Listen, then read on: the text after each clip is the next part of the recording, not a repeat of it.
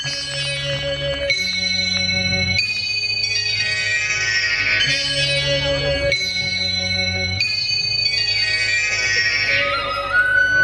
जी, आत्मा तृप्त हो गई भगवान राम, सीता मैया और अयोध्या में दरबार के दर्शन करके। हाँ, मेरा तो मन ही नहीं हो रहा था वापस आने का। मेरा भी, परंतु गौरा जी, हमें जो दायित्व मिला है दर्शक जनों को अगले दृश्य का साक्षात्कार कराने का, उसके लिए तो आना ही था।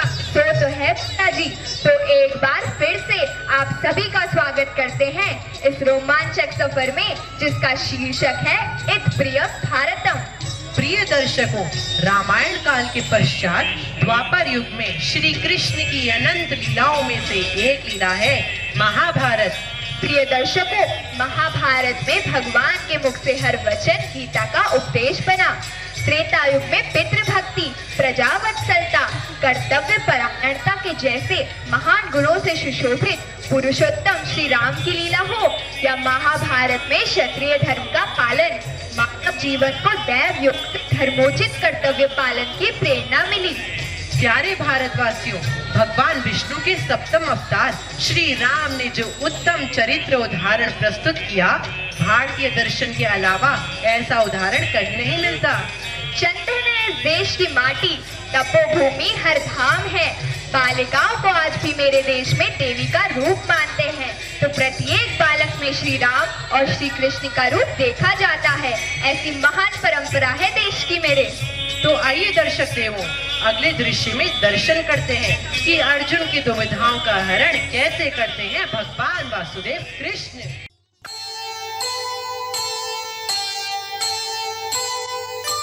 विश्व रूप दिखला रहे विश्वंभर भगवान, आंखें जिनके पास हों ले इनको पहचान, ले इनको पहचान।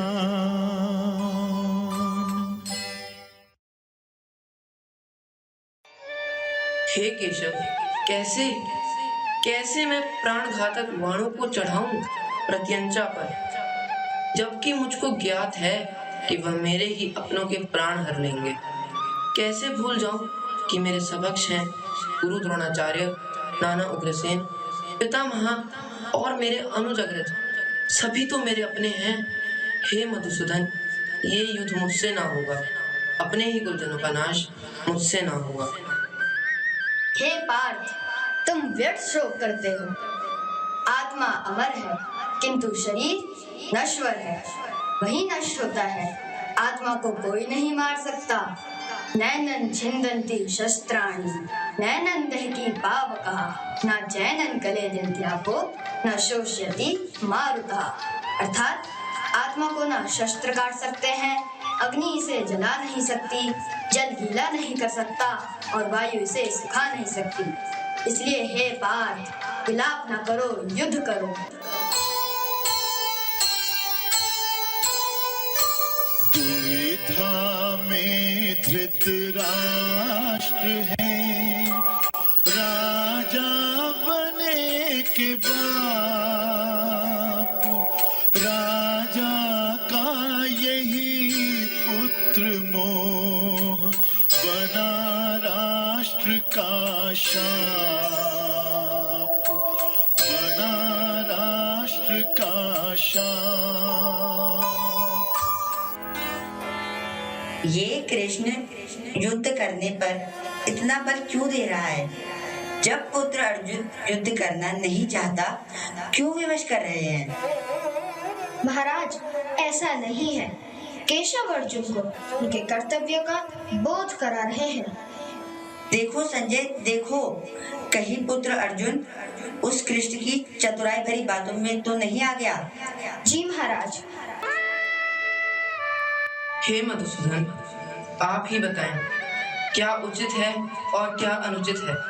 यदि आत्मा अमर है तो क्या ये युद्ध धर्मोचित है? क्या ये पाप नहीं? और यदि ये पाप है तो क्या मैं ये ना करूं? कर्मण्येवाधिकारस्ते माँ फलेषु कदाचन माँ कर्मफल हेतुर्मा ते संगोस्त्वा कर्मणि। हे धनुधर, तुम कर्म किए बिना फल की इच्छा कैसे कर सकते हो? बिना फल की इच्छा कर्म करना यही सत्य कर्म है। परिणाम कुछ भी हो, लेकिन पार्थ, तुम्हें युद्ध तो करना ही है। यही तुम्हारा कर्म भी है और धर्म भी। फल की चिंता छोड़ दो, उस पर तुम्हारा अधिकार नहीं। कर्म तुम्हारे वश में है। हे माधव, यदि फल की इच्छा ही न हो तो क्यों कोई कर्म करे? पार्थ, कर्म के बिना जीवन हो संभव नहीं। कर्म ही प्रधान है और तुम्हारा कर्म ही तुम्हारा धर्म है, और तुम्हारा धर्म है अधर्म के विरुद्ध युद्ध लड़ना बिना फल की चिंता किए। हे योगेश्वर, मैं उस गोद को सुनी कर दूं जिसमें मैंने भी कभी ममता पाई। पितामह का शरीर बाणों से भेद दूं जिन्होंने मुझको सदा स्नेह दिया। एक वट वृक्ष के समान शीतल छांव प्रदान की। अपने गुरु पर शस्त्र सधान करूं जिनसे इनकी विद्या प्राप्त की। आप कभी असत्य नहीं कहते प्रभु, परंतु उस सत्य से मैं कैसे मुंह मोड़ लूं जो मेरे समक्ष है। हे कुंती पुत्र अर्जुन, कदाचित तुम सत्य से अभी भी परे हो। अपने चारों ओर दृष्टि डालो। ये तुमसे प्रेम वार्तालाप करने नहीं आए हैं, युद्ध करने आए हैं। युद्ध का बिगुल बजते ही पार्थ, ये तुम्हारे प्राण हरने के लिए दौड़ पड़ेंगे। स्मरण करो धनुधर, युद्ध क्रीड़ा में अपना सर्वस्व हारने के बाद भरी सभा में द्रौपदी का चीरहरण करने वाला दुशासन वो सामने खड़ा है। वो दुर्योधन, पांचाली का अपमान कर अट्टहास करने वाला और अपनी कुल की मर्यादा को धूल धूसरित होते देख कर भी घोर अन्याय को मौन धारण कर सिर झुकाए स्वीकार करने वाले भीष्म पितामह वो रहे तुम्हारे सामने। किस किस का नाम लूं मैं पार्थ? कर्म करो तुम ज्ञान से, श्रेष्ठ ज्ञान है धर्म। कर्म योग ही धर्म है, धर्म योग ही कर्म। नहीं पुत्र अर्जुन, नहीं, तुम उस वासुदेव पुत्र की बात मत सुनो। संजय जी महाराज। यदि तुम्हारी आवाज युद्ध भूमि तक पहुंच सके तो अर्जुन से कहो कि वह अपने मन की सुने, ना कि उस कृष्ण की। ये कृष्ण किस जन्म का बैर निकाल रहा है हमसे? वे बैर की बात नहीं कर रहे महाराज, वे तो कुंती पुत्र अर्जुन को धर्म और कर्म योग के रहस्य समझा रहे हैं। संजय, तुम भी उस देवकी पुत्र के माया जाल में फंसते चले जा रहे हो। क्या मेरे प्रति निष्ठा शेष नहीं रही तुम्हारी? ऐसा न कहे महाराज, मैं तो केवल वाचक हूँ और मेरी निष्ठा मेरे कर्मों में बाधक नहीं। संजय, संजय, मुझे ज्ञान मत सिखाओ। और देखो अर्जुन ने क्या कहा। आंखें देखे मौन मुख, सहा कहा नहीं जाए। लेख विधाता का लिखा, कौन किसे समझाए, कौन किसे समझाए।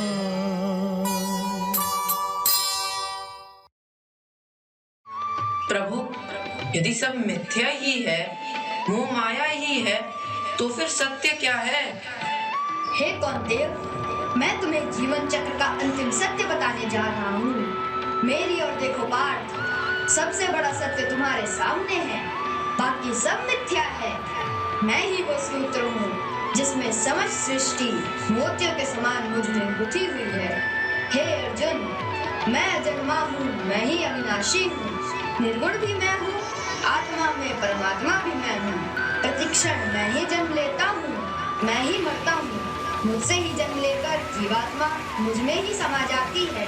मैं सूक्ष्म हूँ तो मैं ही अनंत हूँ। हे परमेश्वर, अब मैं ये धर्म युद्ध अवश्य लड़ूंगा, अवश्य लड़ूंगा, अवश्य लड़ूंगा।